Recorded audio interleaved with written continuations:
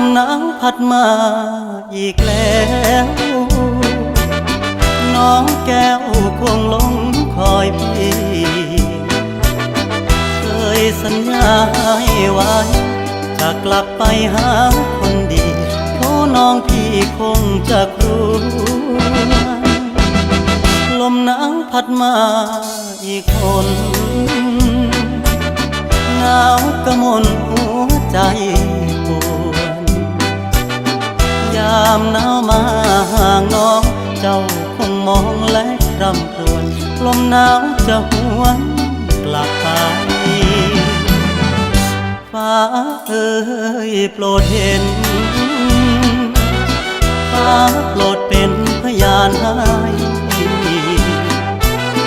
ความรักยังไม่คลอนนิรันดร